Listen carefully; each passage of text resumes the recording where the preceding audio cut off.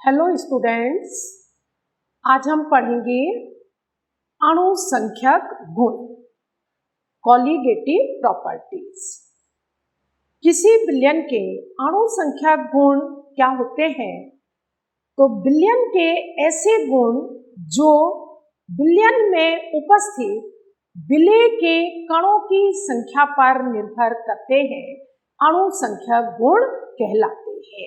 किसी विलयन में विलेय के कितने कण उपस्थित हैं, विलेय के कितने मोल उपस्थित हैं, उसका मोलर सांद्रण क्या है, तो केवल ऐसे गुण जो विलेय के कणों की संख्या पर निर्भर करते हैं।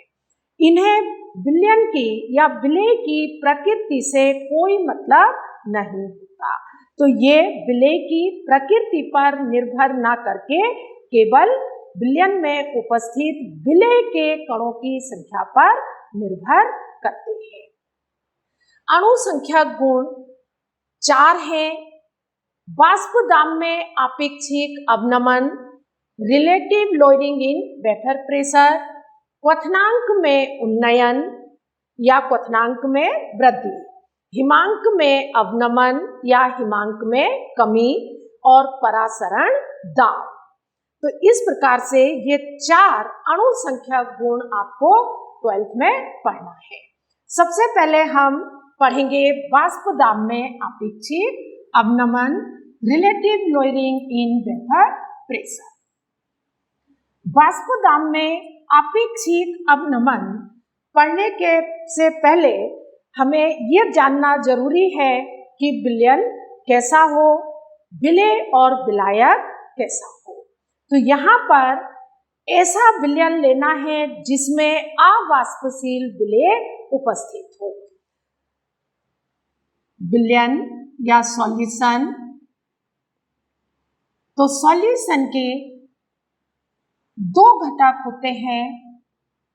पहला सॉल्वेंट विलायक और दूसरा होता है सॉल्यूट या विलेय। किसी विलयन के 2 घटक होते हैं, विलायक और विलेय।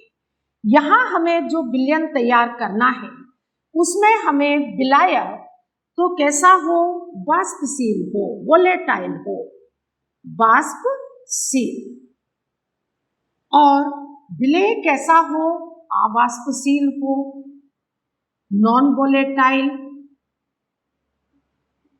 अवाष्पशील हो। अब वाष्पशील विलायक, तो यहाँ कौन कौन से विलायक हम ले सकते हैं? H2O ले सकते हैं हम, मिथेनॉल, इथेनॉल, बेंजीन,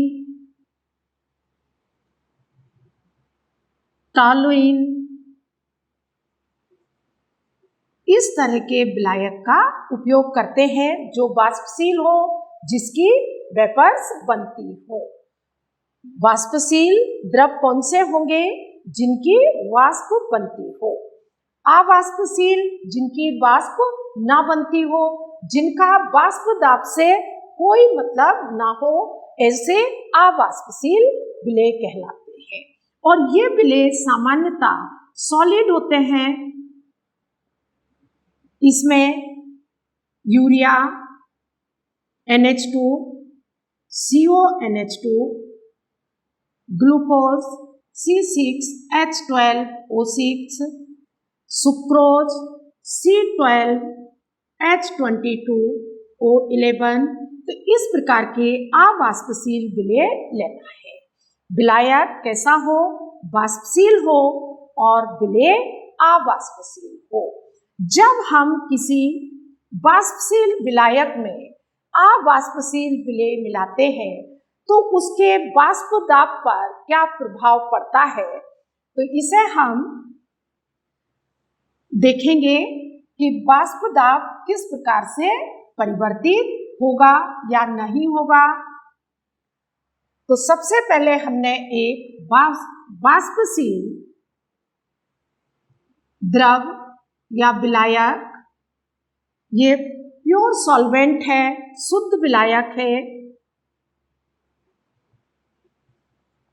शुद्ध विलायक, विलायक को हम यहाँ ए से, किससे डिनोट करेंगे? ए से डिनोट करेंगे। किसको?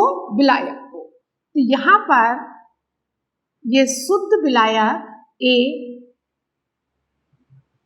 अब इसकी सतह पर किसके अणु होंगे? ए के अणु उपस्थित होंगे। और वाष्प किसके कारण होगी? ए की वाष्प बनेगी, तो जो वाष्प दाब होगा वो किसके कारण होगा? केवल विलायक के कारण होगा। और इस वाष्प दाब को हम P नॉट ए, नॉट का मतलब कि इसमें कोई दूसरा पदार्थ उपस्थित नहीं है। अब इसमें हमने कोई अवाष्पशील विलेय क्या मिला दिया? अवाष्पशील विलेय B मिला दिया, और क्या तैयार हो गया? विलयन तैयार हुआ। तो विलयन में ए के भी अणु होंगे और बी के भी अणु होंगे। यहाँ ए प्लस बी, पर विलेय कैसा है? अवाष्पशील है। ये ए के अणु हैं और इसके बीच बीच में किसके अणु उपस्थित है? बी के अणु उपस्थित है। ये बी के अणु, रेड मार्क जो किए हैं ये विलेय के अणु हैं, और ब्लैक जो है वो ए के अणु है। यहाँ पर जो वाष्प दाब होगा वो किसके कारण होगा? केवल ए के कारण होगा। किसके कारण? केवल ए के कारण। क्यों? क्योंकि बी कैसा है? अवाष्पशील है। तो यहाँ विलयन में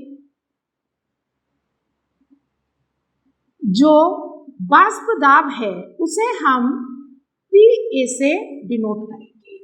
शुद्ध विलायक का वाष्प दाब P नॉट ए और विलयन का वाष्प दाब Pa। पर यहाँ विलयन में भी जो वाष्प दाब है वो केवल विलायक के अणुओं के कारण है। विलेय के अणु तो कैसे हैं? अवाष्पशील हैं और सतह पर उपस्थित हो गए हैं।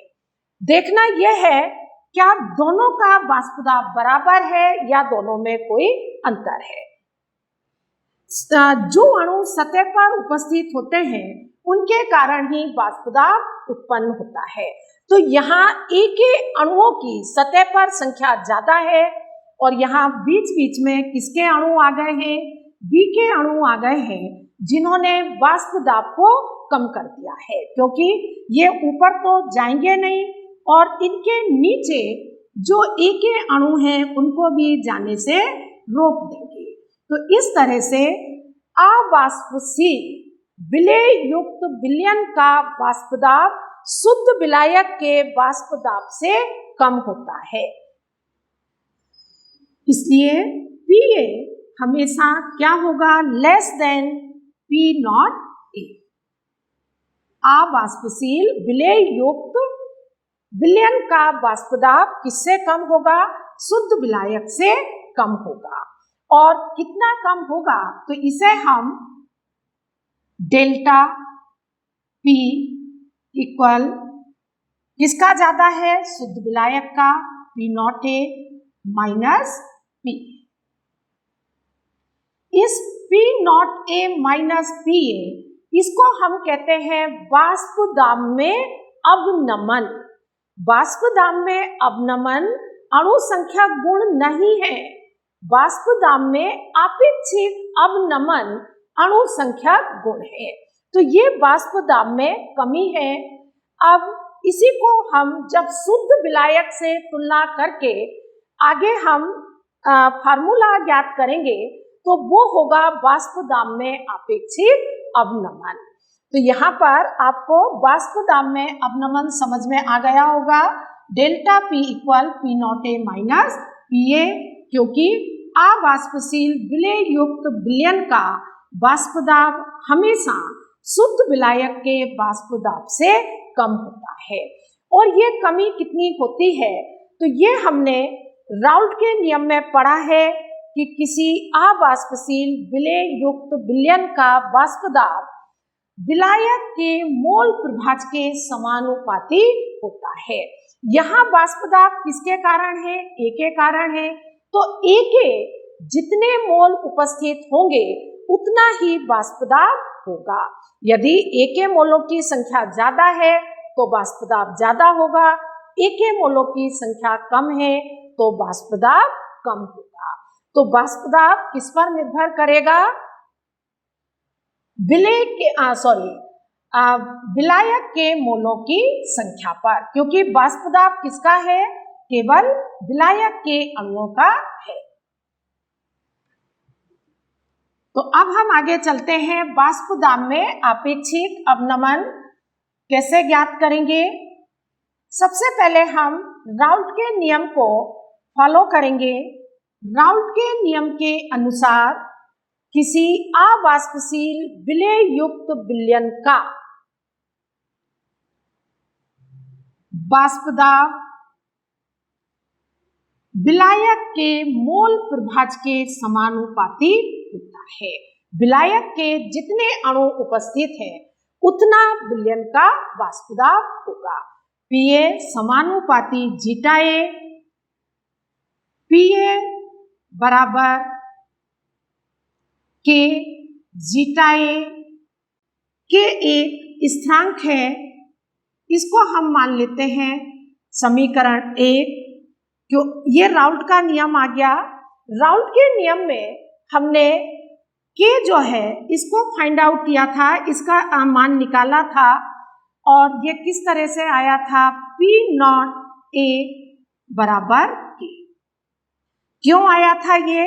जब हमने इस समीकरण की तुलना किससे की थी? शुद्ध विलायक से। तो शुद्ध विलायक में केवल विलायक के अणु थे, ए के अणु थे, और इसका जो वाष्प दाब था वो किसके बराबर था? के जीटा ए। इस तरह से केवल एक ही घटक, और किसी विलयन में उपस्थित घटकों के मोल प्रभाज का योग हमेशा एक होता है। तो यहाँ पर कितने घटक हैं? केवल एक घटक है, प्योर सॉल्वेंट है।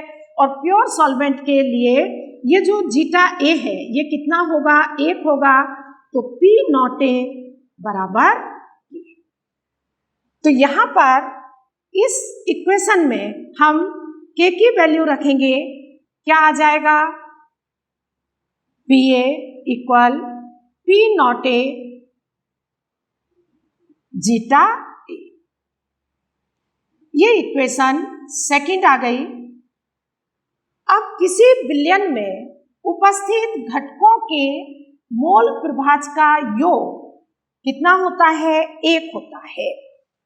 तो विलयन के लिए जीटा ए प्लस जीटा बी इक्वल 1।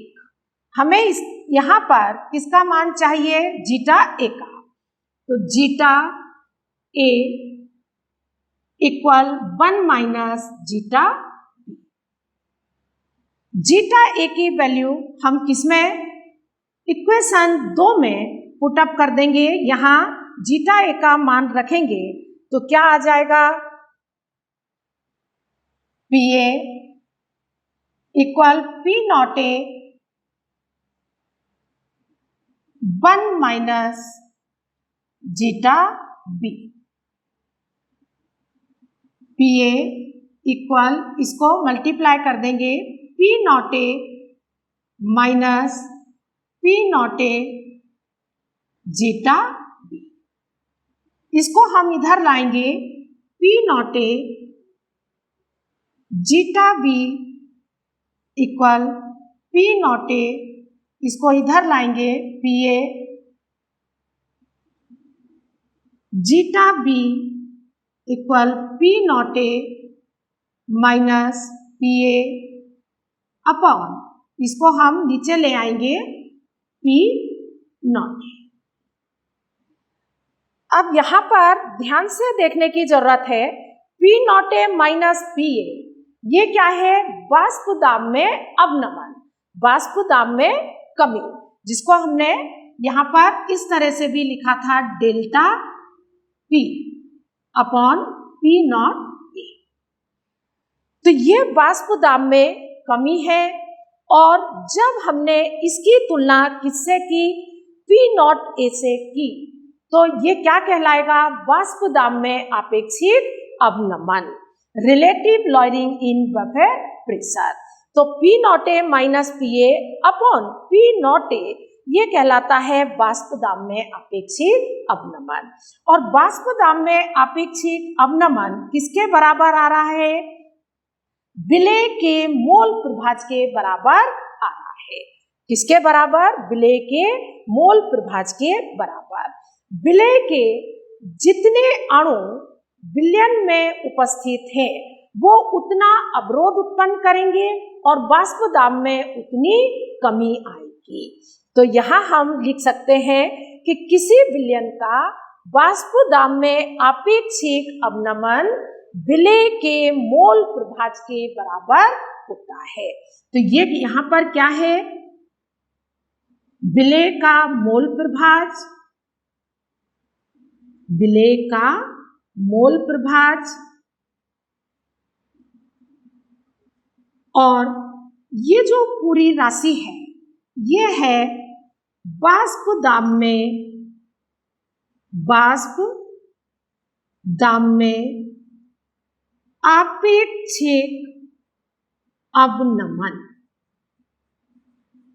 तो इस तरह से किसी अवाष्पशील विलेय युक्त विलयन के वाष्प दाब में आपेक्षिक अवनमन विलेय के मोल प्रभाज के बराबर होता है। इस कॉलिगेटिव प्रॉपर्टी या अणु संख्या गुण की सहायता से हम विलेय का अणु द्रव्यमान भी ज्ञात कर सकते हैं। तो हम इस सूत्र की सहायता से क्या ज्ञात कर सकते हैं? विलेय का अणु द्रव्यमान। हमारे पास सूत्र क्या है? जीटा बी बराबर P not A minus P A upon P not A. P not A minus P A upon P not A बराबर जीटा बी। जीटा बी क्या है? विलेय का मोल प्रभाज। तो जीटा बी बराबर विलेय के मोलों की संख्या अपॉन कुल मोलों की संख्या। मोल प्रभाज इसी तरह से निकालते हैं, जिस घटक का मोल प्रभाज निकाल रहे हैं उसके मोलों की संख्या अपॉन में क्या आ जाएगा? विलयन में उपस्थित कुल घटकों के मोलों की संख्या। यहाँ पर जो विलयन है वो अत्यधिक तनु होता है, बहुत डाइल्यूट होता है, विलेय की जो मात्रा है वो बहुत कम होती है। तो विलेय की मात्रा बहुत कम होने के कारण नीचे हर में डिनोमिनेटर में जो NV है, NV लेस देन मतलब बहुत बहुत कम है, किसकी तुलना में? Na की तुलना में। तो इसको हम निग्लिजिबल मान सकते हैं और ये आ जाएगा zeta B equal NV upon Na। हम यहाँ पर जो मोल संख्या है वो कैसे निकालते हैं? द्रव्यमान बटे अणु द्रव्यमान, मास अपॉन मॉलिक्यूलर मास। तो NV बराबर क्या होगा? WB अपॉन MB, विलेय का द्रव्यमान बटे विलेय का अणु द्रव्यमान। और Na बराबर क्या होगा? WA अपॉन M, विलायक का द्रव्यमान बटे विलायक का अणु द्रव्यमान। तो यहाँ पर जीटा बी बराबर क्या आ जाएगा, जीटा बी बराबर ये आ जाएगा W B upon M B, और हम यहाँ Na की जगह जो वैल्यू रखेंगे उसको हम इस तरह से लिख देते हैं Ma upon W A. Zeta B का मान हम यहाँ रखेंगे तो क्या आएगा, P not A minus P A upon P not A बराबर जीटा बी की जगह क्या रख सकते हैं आप, W B upon M B into M A upon W A. M B क्या है, विलेय का अणु द्रव्यमान है, मॉलिक्यूलर मास ऑफ सॉल्यूट। तो इसको हम यहां ले जाते हैं, एम बी बराबर क्या हो जाएगा, ये W B into M A into P not A. P not A को यहां ले गए, ये क्या आ जाएगा, P not A minus P A, P not A minus P A into W A. तो P not A minus P A ये क्या है, वाष्प दाब में अवनमन, या हम इस तरह से कहें कि पी नॉट ए क्या है, शुद्ध विलायक का वाष्प दाब, और पी ए क्या है, विलयन में विलायक का वाष्प दाब या विलयन का वाष्प दाब। एम बी विलेय का अणु द्रव्यमान, डब्ल्यू बी विलेय का द्रव्यमान, एम ए विलायक का अणु द्रव्यमान और डब्ल्यू ए विलायक का द्रव्यमान।